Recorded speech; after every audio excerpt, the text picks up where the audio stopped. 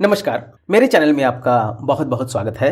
और आज इस वीडियो में मैं यह बताने जा रहा हूं कि होम्योपैथी में कुछ ऐसी दवाइयां हैं जो कि निम्न शक्ति में एक गुण, उच्च शक्ति में दूसरा गुण रखती हैं। चिकित्सक को ऐसी औषधियों की लिस्ट बना लेनी चाहिए। इस प्रकार की कुछ औषधियों का मैं उल्लेख आज इस वीडियो में कर रहा हूं, तो आइए देखते हैं। पहली दवा है एब्रोटेनम। 30 से 200 शक्ति के बच्चों के सूखा रोग में और 3x में गठिए के दर्द में उपयोगी रहती है। तो अगर सूखा रोग है तो 30-200 में इस्तेमाल कीजिए। अगर गठिए के दर्द में इस्तेमाल करना है तो 3x में यह उपयोगी रहती है। एकोनाइट 200 शक्ति में चेहरे के दर्द में और 1 से 3 शक्ति किसी अंग में रुधिर संचय अर्थात कंजेशन में उपयोगी रहती है। निम्न शक्ति में वात व्याधि अर्थात रूमेटिज्म में भी यह दवा लाभदायक है। आगे की दवा अगेरिकस 30-100 बाएं कंधे के दर्द में उपयोगी है। त्वचा के रोग तथा दिमागी कमजोरी में 3 से 6 शक्ति देना उपयोगी रहता है। याद रखें, स्नायु संस्थान की कमजोरी में अगर मेफाइटिस को निम्न शक्ति में लिया करें ताकि स्नायु संस्थान की कोई भी कमजोरी है वो निम्न शक्ति को ठीक कर देता है अगर मेफाइटिस के निम्न शक्ति का इस्तेमाल करेंगे। आगे बढ़े, एंटिम क्रूड निम्न शक्ति में सिफिलिस रोग में होने वाले हड्डियों के दर्द में उपयोगी है। उच्च शक्ति में बच्चे के पेट की अपच की शिकायत में उपयोगी है। त्वचा पर फोरे फुंसी हो तो 1M लाभप्रद रहता है। ध्यान रखिएगा, अगर त्वचा पे फोरे फुंसी है तो 1M में इस्तेमाल करें।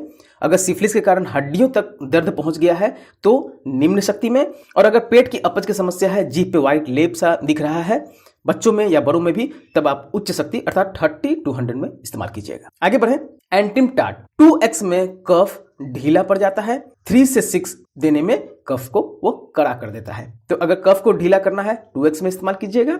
3 से 6 निम्न शक्ति में इस्तेमाल कीजिएगा तो कफ कड़ा हो जाएगा। आर्निका मदर टिंचर और निम्न शक्ति देने से यह दवा टॉनिक का काम करती है। उच्च शक्ति चोट लगने पर लाभप्रद है। चोट में 200 या 1M सबसे उत्तम रहता है। आर्सेनिक अगर पेट, आंत, गुर्दे आदि के रोग के लक्षणों में देना पड़े तो 6 शक्ति लाभदायक रहती है। त्वचा के रोग में देना पड़े तो 2x, 3x, और अगर स्नायुविक रोगों के लिए देना पड़े तो उच्च शक्ति में यह दवा लाभप्रद रहता है। मृत्यु के समय अगर रोगी बहुत बेचैन हो तो उच्च शक्ति अंतिम क्षणों की बेचैनी को दूर कर देता है। तो मैंने आर्सेनिक के बारे में बता दिया कि निम्न शक्ति में क्या और उच्च शक्ति में कब दे, 2x, 3x में कब दे।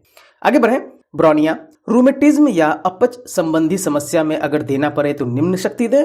खांसी आदि फेफड़ों के रोग में अगर देना पड़े तो 200 आदि उच्च शक्ति देना चाहिए। कार्बोवेज 1 या 3 शक्ति पेट की गड़बड़ी में, उच्च शक्ति जीवनी शक्ति के ह्रास में देना चाहिए। जैसे आर्सेनिक, मैंने बताया आर्सेनिक के बारे में कि जैसे आर्सेनिक उच्च शक्ति मरते समय व्यक्ति की परेशानी को शांत कर देती है, वैसे ही कार्बोवेज की उच्च शक्ति मरते समय व्यक्ति की शक्तिहीनता को दूर कर उसे जीवन दान देती है। आगे देखते हैं, कैमोमिला निम्न शक्ति में बिल्कुल लाभ नहीं होता है। 12 से ऊपर की शक्ति में ही कैमोमिला उपयोगी रहती है। तो ध्यान दीजिएगा, अगर कोई चिकित्सक निम्न शक्ति में दे तो समझ लें वो लाभ नहीं करेगा। हमेशा इसका इस्तेमाल 12 से ऊपर की शक्ति में ही किया करें।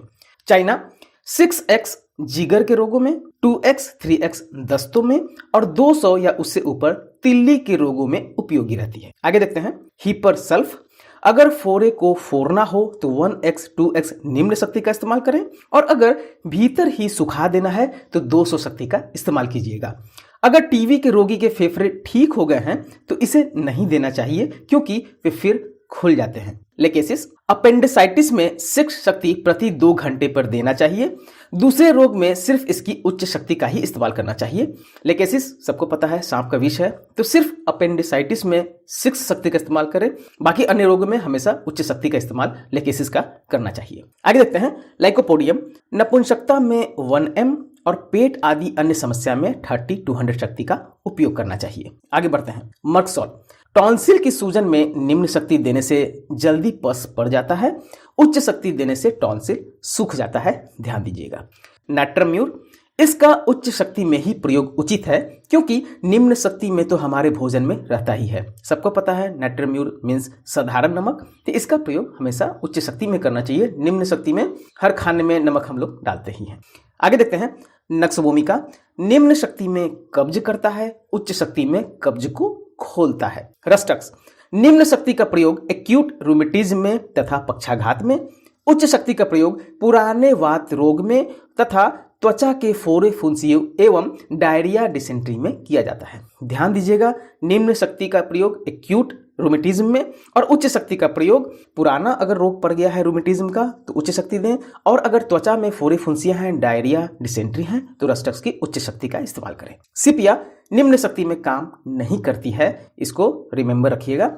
साइलिसिया हीपर सल्फर और मर्क्सोल की तरह यह भी निम्न शक्ति में पस निकालकर फोड़े को फोड़ता है, उच्च शक्ति में सुखा देता है। तो मैंने कुछ दवाइयों के बारे में यहाँ बताया जो कि निम्न शक्ति में अलग तरह से और उच्च शक्ति में अलग तरह से काम करती है।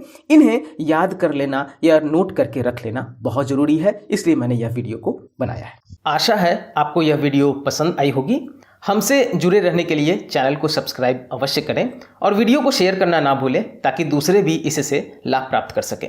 अगर वीडियो देखने के बाद भी समझने में परेशानी आ रही हो या आप ट्रीटमेंट करवाना चाहते हैं या आप अपने एड्रेस पर दवा मंगवाना चाहते हैं तो मेरे व्हाट्सएप नंबर 9006242658 पर भी हमसे आप संपर्क कर सकते हैं। दवा आपको किसी भी होम्योपैथिक शॉप पर मिल जाएगा। याद रखें, 2 दवा लेने के बीच हमेशा 10 से 15 मिनट का गैप दें। खाना खाने के आधे घंटे पहले या आधे घंटे बाद ही दवा लें। कच्चा प्याज और खट्टी चीज़ों का सेवन ना करें। WSI, रिक्वेग, SBL, एडेल किसी भी कंपनी का दवा आप ले सकते हैं, सभी अच्छी हैं। धन्यवाद।